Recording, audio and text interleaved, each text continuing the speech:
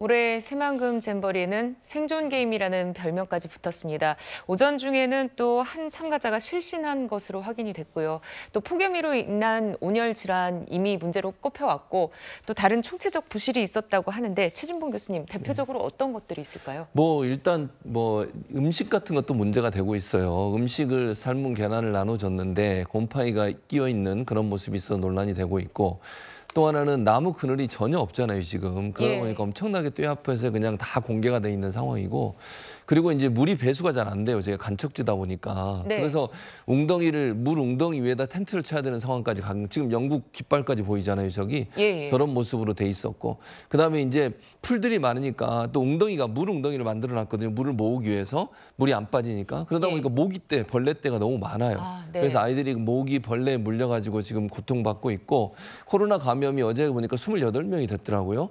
저기 이제 마스크를 전혀 착용하지 않고 있거든요. 네. 이런 여러 가지 상황. 그리고 또 하나는 지금 거기 들어와 있는 편의점, K 바가지라고 할 만큼 폭리를 취한, 나중에 논란이 되니까 또 가격을 내렸더라고요. 근데 두루마리 휴지 2개 4,000원에 팔았었어요. 그럼 얼마나 논란이 됐겠습니까? 그런 부분들이 결국은 잼버리에 와서 우리나라를 경험하고 K컬처를 경험하기 위해서 온 세계 여러 나라의 청소년들한테 얼마나 안 좋은 이미지를 심어놨습니까? 이런 부분들이 결국은 전체적으로 잼버리에 대한 이미지라든지 아니면 우리나라의 어떤 이미지 이런 부분들을 추락시키는 아주 안 좋은 사례가 됐다고 볼 수 있겠습니다. 네, 2017년 개최가 결정된 이후 6년을 준비한 잼버리, 이제 전 세계의 걱정거리가 됐다 이런 얘기까지 나오는데요. 이현정 위원님, 외신들은 어떻게 보고 있나요? 외신들도 지금 평가가 아주 좋지 않습니다. 로이터 통신 같은 경우는 이처럼 준비가 부족할 수 있느냐라는 질타를 했고요. 또 이들에게 꿈이 악몽이 되고 있다. 또 영국도 야외 활동 자체 권고 하지 마라 내려졌고요. 또 영국 BBC 같은 경우는 첫날만 하더라도 400명의 온열 환자가 발생을 했다 이런 이야기를 하는데요. 원래 이게 조금 제가 설명을 드리면 이게 유치할 때 우리나라 강원도 고성하고 전북에서 경쟁을 했습니다. 그러다가 이제 전북에 갔는데 원래 전북에는 처음에 이게 태권도원이 있는 거기 이제 무주 쪽에 거기에 이제 유치하는 걸로 했는데 새만금으로 바꿨어요. 왜 바꿨냐면 이 새만금을 이렇게 전북도가 재정 자립도가 23%밖에 안 됩니다. 그러니까 새만금을 해야 여기 도로를 건설을 해요. 그러니까 한 8천억, 9천억 들어 도로 건설하고 뭘 하기 위해서 그러니까 그걸 하려다 보니까 새만금을 띄워야 되는 거예요. 그러니까 띄우려다 보니까 결국 이 지역을 당시에 송하진 전북지사가 추진을 해서 당시에 박근혜 대통령도 허락을 해서 이걸 이제 추진을 한 겁니다.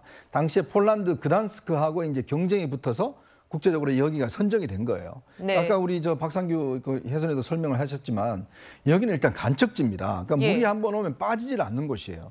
그 나무도 하나도 없습니다. 근데 그때만 하더라도 나무를 심겠다 등등 이런 계획을 했었는데 그래서 원래 498억 정도 예산이 책정됐는데 이게 2배가 늘었습니다.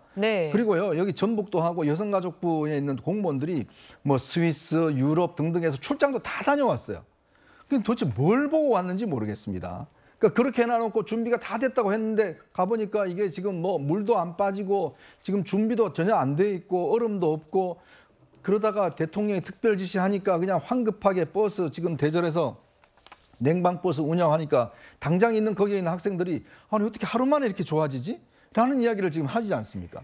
그러니까 이게 지금 이 실질적 운영을 맡은 전북도가 도대체 이 준비를 어떻게 했는지 그리고 도대체 그동안 인건비로만 500억이 나갔다고 그래요.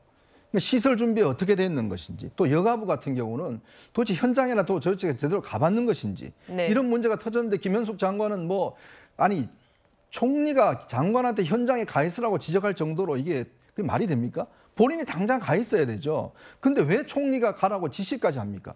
저는 이번 기회에 정말 끝나고 나면 정말 감사를 한번 해야 됩니다.